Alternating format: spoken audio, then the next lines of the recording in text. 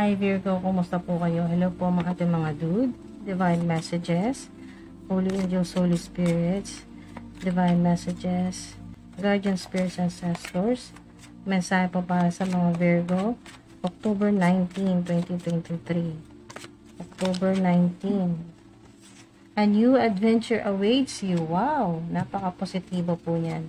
So may bago na naman kayong pagkakaabalahan at magpapasaya po sa inyo, lalo na sa ilan na mahilig talaga kayo sa adventure, yung mga masosorpresa ka. Yan, napakaganda. Your protection is heavy, the backfire is lethal, dangerous. Naririnig ko dito yung dangerous, that girl is a bad girl. So ngayong araw na to, kung sino man po yung nakagawa sa inyo ng yung pong hindi maganda, kasalanan, ganyan po, kung nakagawa sa inyo talaga ng yung nagpahirap po sa inyo, or kung ano man po yung ginawa sa inyo, negative energy, evil eye, pumapalipad hangin, evil spell, death spell, money block spell, ano man po ito, no? Or kung ano man po yung ginawa sa inyong hindi maganda, or sinabi sa inyo na hindi maganda, matindi yung protection po ninyo mga dude. Kaya yung balik, backfire ay napaka delikado. So pag sinabing lethal, alam nyo na yan.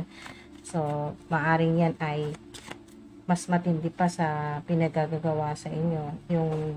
Yung mangyayari sa gumagawa sa inyo yan ay pwede rin nilang ikamatay. So psychic attack sa ilan, meron pong gumagawang yung enemies or haters po ninyo, or yung taong ikaw na lang ang binabantayan yan, kahit hanggang sa pagtulog mo, ayan, no, umaatake, psychic attacks, lalo na sa ilan na ang inyo pong third eye chakra ay binabarahan. Kung sino man tong gumagawa ng psychic attack sa inyo, hinaharangan yung inyo pong third eye chakra para hindi mo makita ang mga mensahe ng divine universe.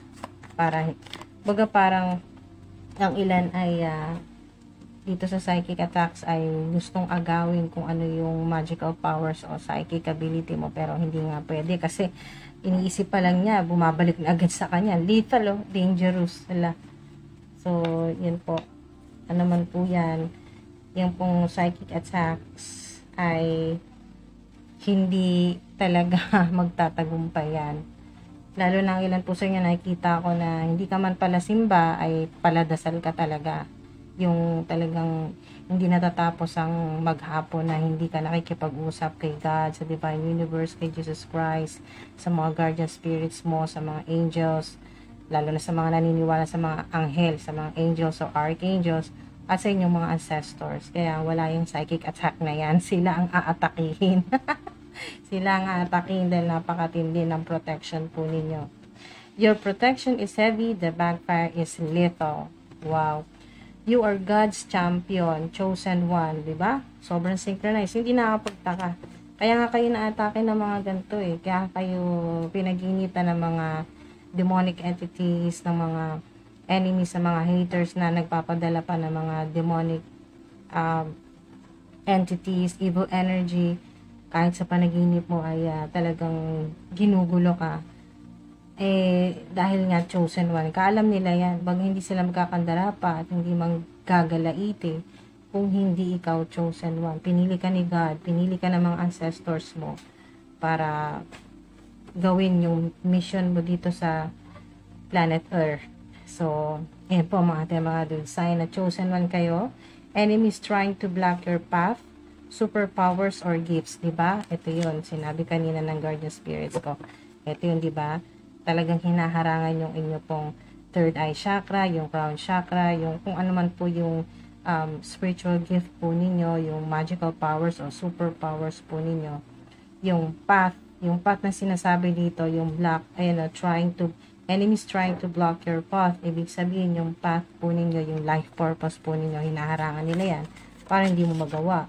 Pero dahil kayo ay may higher calling, sobrang synchronized, diba mga dude, lalo na ang ilan po sa inyo nakikita nyo madalas ngayong araw na to, 777, 333, 144 o kaya po 444, gising po kayo sa madaling araw ng 1, 11, or 1, 10, 2, 22, 3, 33, 4, 44. Yan po mga dude.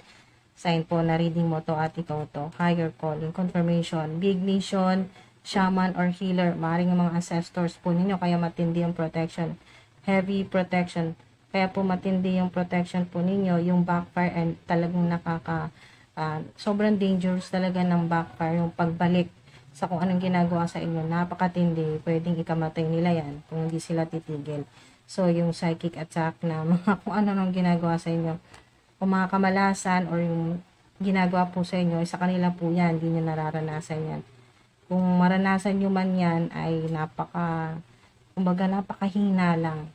Yan, halos, malakas pa yung, kumbaga, masakit pa yung kagat ng langgam. Wala, hindi nyo mararamdaman yan. Kasi nga meron kayong mga yung shaman or healer po na mga ancestors po ninyo nakaprotekto talaga yan. At syempre, unang-una dyan, ang divine source, ang divine universe, si God nakaprotekta sa inyo.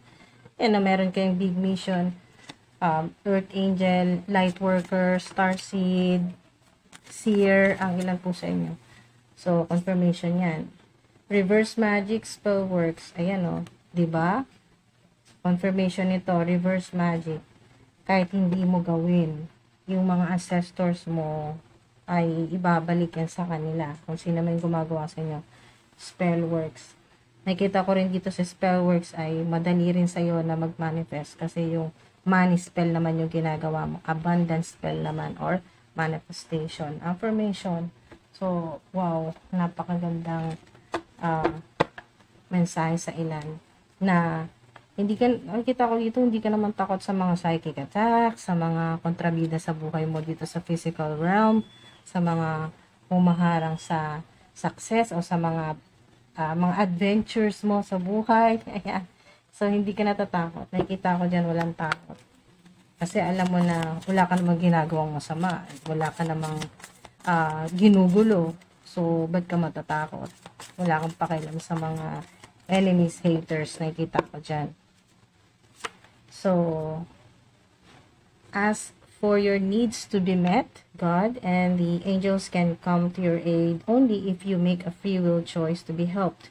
And it begins with asking. It doesn't matter how you ask God for help, but only that you do so. The same holds true with clearly asking other people to assist you. O, ito yun. Kumbaga, mga doon sa spirit realm, namihingi ka, nagdarasal ka, humingi ka kay God o sa divine universe ng tulong. At sa physical realm, ganun din, kailangan mo rin yun na mag-reach out, humingi ng tulong, makipag-usap sa mga taong ituturo naman sa'yo ng divine universe. Tuturo sa'yo ni God kung sino yung pwede mong kausapin. Bibigyan ka ng pwedeng sa panaginip o kaya signs, synchronicity, angel number, symbols, o yung kutob mo, yung intuition mo, na kung sino yung pwedeng mga tao na lapitan mo na makakatulong. Ayan o. The same holds true with clearly asking other people to assist you. So, meron talaga. May tutulong talaga sa'yo. Alright, so, tingnan nga natin. Holy Angels, Holy Spirits. Pahingi po kami ng signs. Pahingi po kami ng clue. Sino ba yung mga pwedeng makatulong? Oops! Sa mga Virgo. Okay, so, justice, pwedeng nagtatrabaho sa korte, o mentor, teacher, o may connection sa military, ako nakikita, or sundalo, or sa government nagtatrabaho, sa bangko, nakikita ko dyan, or Libra sign. Maaari ding Scorpio. 7. Significant sign nyo, angel number 777222. Sign yan na may tulong na darating sa inyo kung ano man po yung problema ninyo. Pera man yan, relationship, komunikasyon, trabaho, career, negosyo, Knight of Wands. Ito naman po yung 7 of Cups. So, fire sign, Aries, Sagittarius, Leo. So, may fire sign, merong Scorpio, at may Libra. So, yan po yung mga maaring makatulong po sa inyo, ating mga dude. At, masolusyonan yung problema po ninyo, no? Pero kailangan talaga ay, ayan, no? It begins with asking. Kailangan mo talagang, makipag-usap, gumawa din ng, gawin mo rin yung parte mo na makipag-usap, pwedeng tumawag, mag-text, mag-email, sa iba't ibang paraan kung paano mo masasabi na kailangan mo ng tulong. Okay, mga dude. So, wow. Maganda yung mensahe sa inyo. Mga dude. 3, di ba? Nabanggit kanina yung 333-222-777. So, confirmation yan. Kaya, mga dude, magandang mensahe sa inyo ngayong October 19. At basta kung ano yung kailangan po ninyo, ay meron yan. May solusyon at may tulong talaga. Basta, huwag kang mag-alanganin na humingi ng tulong or gumawa ng paraan, magsalita, makapag-usap, tumawag, text, email, and or mag-chat.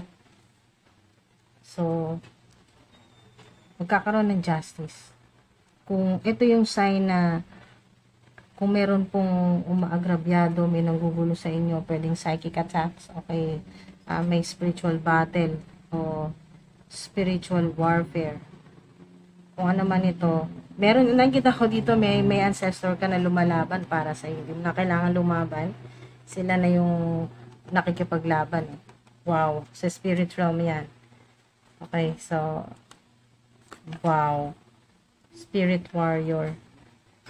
Ito naman yung enemies, haters po ninyo, no? Ginugulo yung isip po ninyo dyan.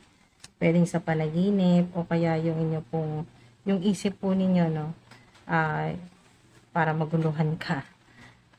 At maharangan, yan, no? Maharangan kung ano yung mga plano mo, yung mga solusyon dapat na maging maayos, ginugulo yung isip mo. Pero may justice, no? Ay yung ancestor mo, meron dito ancestor na matapang talaga. Ayaw niya ng may naaagrabyado. Siya yung nagbabalanse. So, justice din ito, no? Kung mga dude, kung meron pong gumawa sa inyo na hindi maganda, ay magkakaroon ng justice. Kumbaga mga dude, ay good karma sa'yo. Very bad karma. Kaya, no? The backfire is little. Dangerous talaga. Very bad karma talaga sa mga gumagawa sa'yo na hindi maganda. Okay, so maraming salamat po mga dude. Sana ay makatulong po sa inyo kahit paano ito. Ngayon pong October 19. Ingat po kayo palagi. Love and light and peace.